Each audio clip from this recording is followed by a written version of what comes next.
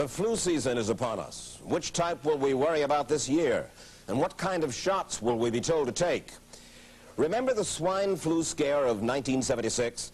That was the year the U.S. government told us all that swine flu could turn out to be a killer that could spread across the nation. And Washington decided that every man, woman, and child in the nation should get a shot to prevent a nationwide outbreak, a pandemic. Well, 46 million of us obediently took the shot. And now 4,000 Americans are claiming damages from Uncle Sam amounting to $3.5 billion because of what happened when they took that shot. By far the greatest number of the claims, 2/3 of them, are for neurological damage or even death, allegedly triggered by the flu shot.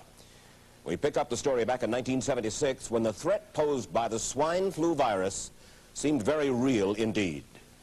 This virus was the cause of a pandemic in 1918 and 1919 that resulted in over 500,000 deaths in the United States, as well as 20 million deaths around the world.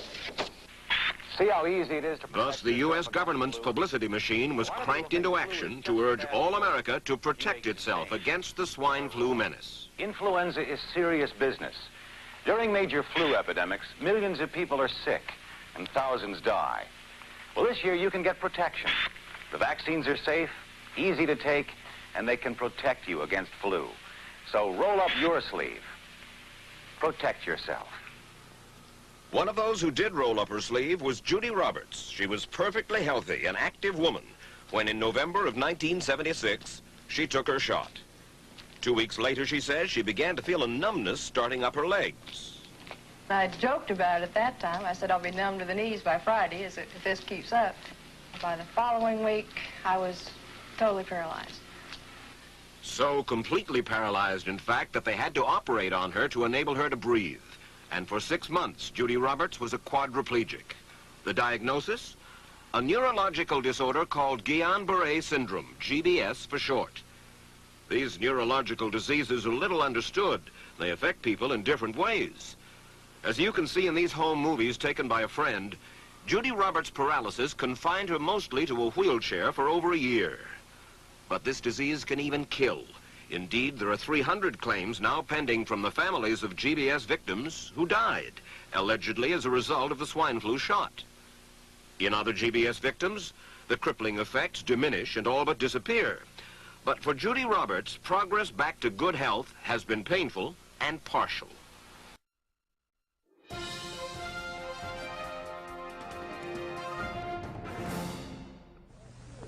I don't need another flu shot. I had a flu shot last year.